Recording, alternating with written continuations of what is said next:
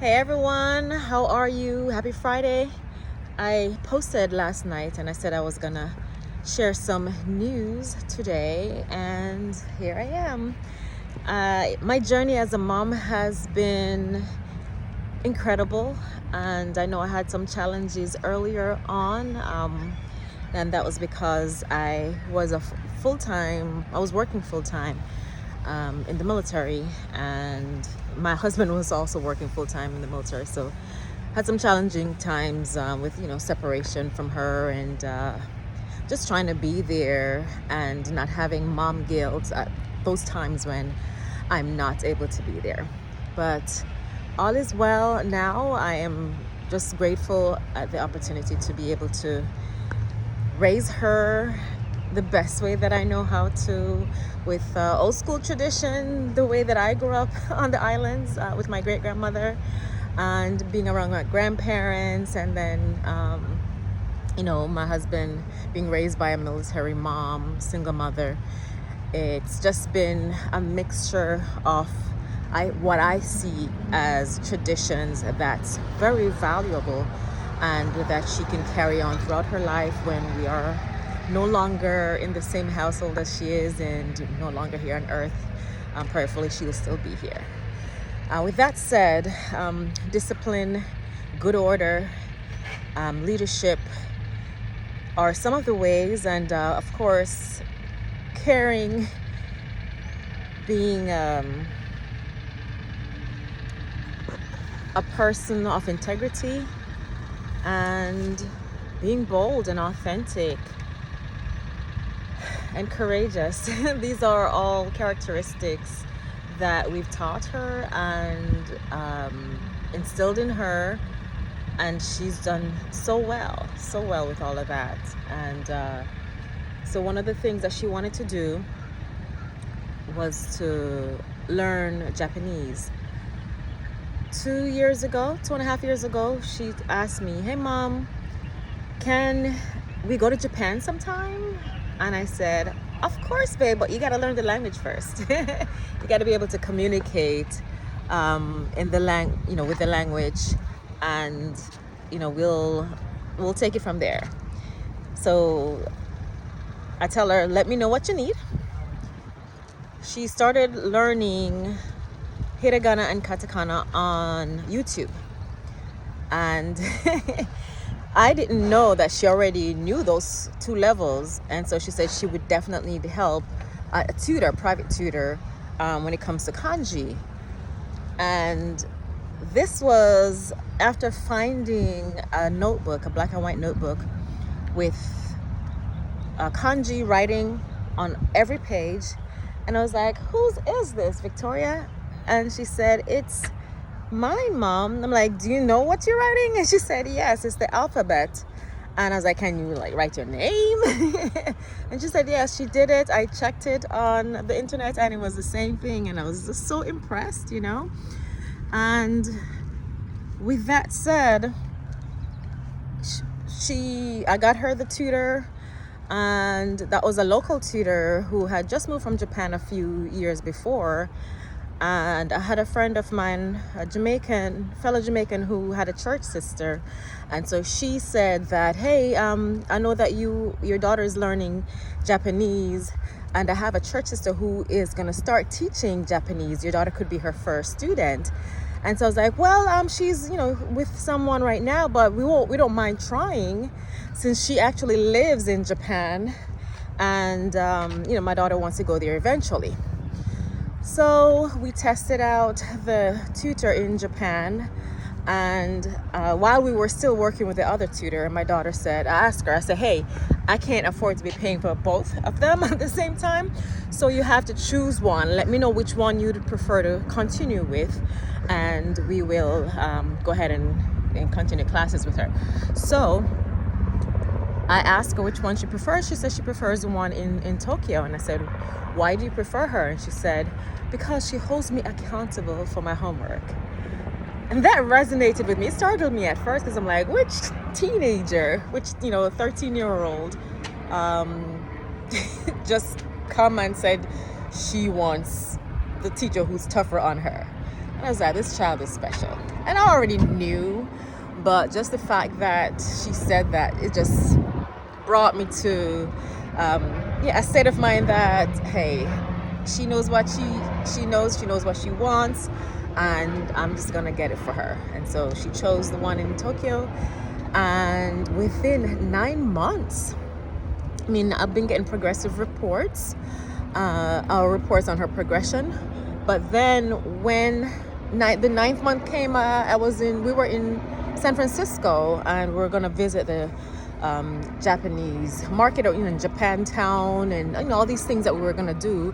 We were there for my birthday, but of course, in time, my family is with me. Even though I'm celebrating my birthday, we do things that they want to do as well.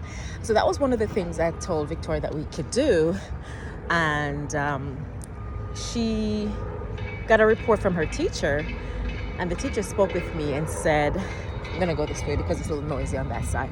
The teacher spoke with me and said that, hey, I tested her and she's having great conversations with me in Japanese.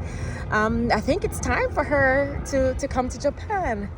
And I was like, oh my gosh, that was quick. And we had already booked our vacation for that year to France. And I was like, man, I can't go to France and Japan in the same year, because that wasn't budgeted, right? So I'm big on budgeting. And so Victoria, I said, hey, you want to go to Paris or you want to go to Japan? Because it was still early enough for us to cancel. And she said she wants to go to Japan. So we did not go to Paris that year, which was 2 years ago. In 2023, we booked the flight from San Francisco, that we were in San Francisco. We booked the flight during that time. And then we went fall of 2023. So that was her first time there. She didn't get to meet her tutor because her tutor was sick at the time, but we got to meet her tutor's daughter, who was her age. I really hope you guys can hear me because this helicopter is just hovering over the park and it's a little noisy. I'm trying to find a location that's not as noisy and while I do my walk. So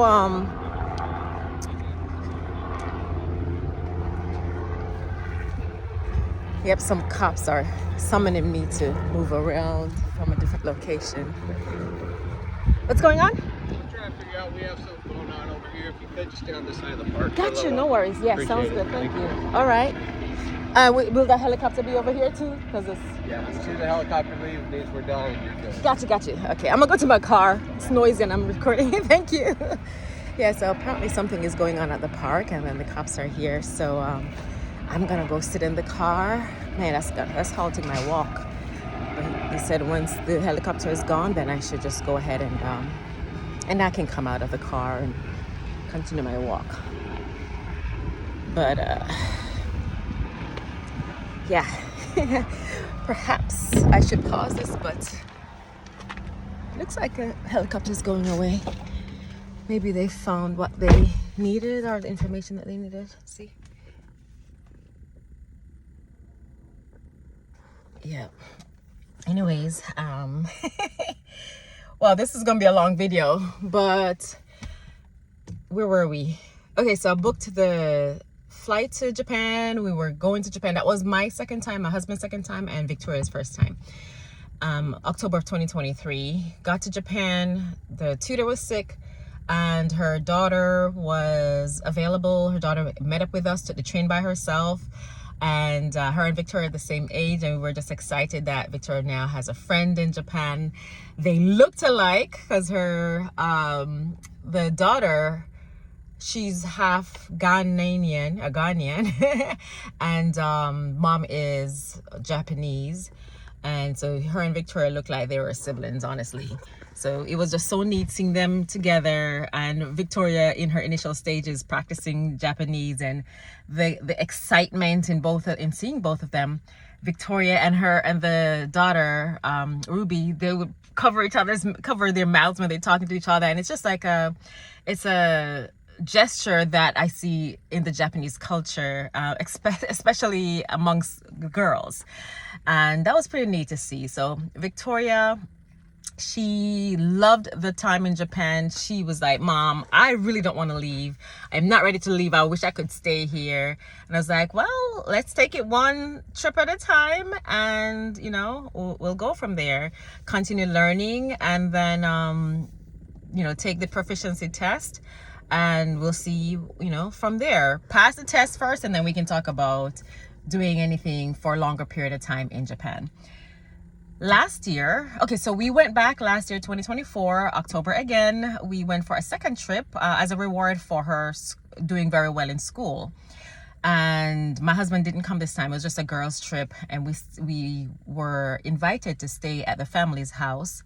And we stayed with the family. We were in Japan for 2 weeks, and we had such an amazing time. Spent half of that time at the house with the family so my daughter could practice Japanese and cooking with her tutor. And it was just an incredible, very authentic, and she was able to embed herself in and home in a community where there are Japanese traditions, and she just had such an incredible time. So from there, we took the little girl. Oh my goodness, I have videos too. Man, I hope I can do some editing. If not, then I'll just show you all the videos. But we offered to take the little girl to Universal Studios because she didn't know. She's actually never been to Universal Studios or Disney Japan or Disney Tokyo. So she asked us to. We asked the mom if we could take the daughter, and we would pay for everything, because the mom was like, no, it's just so much money and I don't want you guys to pay. But we offered multiple times, and then she finally said yes, and we got the tickets ahead of time. We didn't get it while we were there. We got it before we went to Japan, and we went to Kyoto. Kyoto is where actually, we went to Osaka. Kyoto, we went the time before, but Osaka is where Universal Studio is. And we went there to the little girl there the day that we got to Universal Studios. The morning after, we arrived by a train. And by the way, I told Victoria during our trip to Japan in 2024, I am not going to lead when it comes to us going places. She's gonna take charge, because I wanted to be confident in her. I wanted to see her confidence in traveling on the trains by herself. And although she's with her friend, I told her the friend, my translation, because I don't speak Japanese, I told her not to help Victoria, let Victoria figure it out by herself. And so that's what she did. And if she needed to ask questions, she would go to the train, the persons who are working at the train station, if she needed anything. And so that's what she did. And I needed to see her speak the language, ask questions, and be confident in traveling and leading us on this trip to Osaka. We got to Osaka, stayed at the hotel the night. The children were very excited for the next morning because we went to Universal Studios. We got to Universal Studios. Ruby, the Japanese girl, she was just giggling and smiling, and her and Victoria were talking back and forth in Japanese, and they were both excited. Victoria was so honored to be the one to gift this experience to Ruby, and they were both just excited because Victoria usually goes places with us, and her friends usually aren't able, or they're not in the area where she's able to go out and experience these firsts with. So we took Ruby there, and once she got to the entrance of Universal Studios, she was police are all over the place.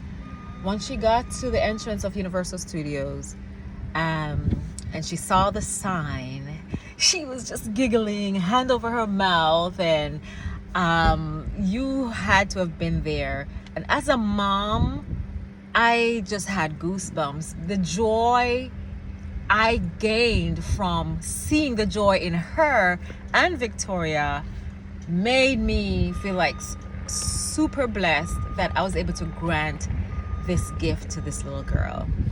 We got there, we walked through the first part of Universal. When you get there, it's like the restaurants and some shops and all that. We didn't stop. I was supposed to get my matcha smoothie. I'm sorry, matcha shake. I didn't get it because I wanted to be there for the girls, and it was raining. We, bought raincoats and walked around the park until we got to the big globe. That's like that's on the logo for Universal Studios. Once Ruby saw that, oh my gosh, she just went crazy, and the laughter the chuckles got a little bit louder. So these kids are usually not loud, or the culture, Japanese culture, they're not loud people, so they quietly show enthusiasm. And it was just incredible seeing the smile on the faces, and them taking pictures. And I said, I'll get the camera, because Ruby wanted Victoria to take pictures of her, and Victoria wanted Ruby to be the pictures with her. So they were both going back and forth, and I was like, let me get the camera and I'll capture this experience of adventure for you guys. Whew. So that was a whole lot, and we had an amazing day. I ended up sitting down because I had like major back pain that day, and so I sat down at a restaurant. I was pretty much buying meals every few hours just because I was sitting there.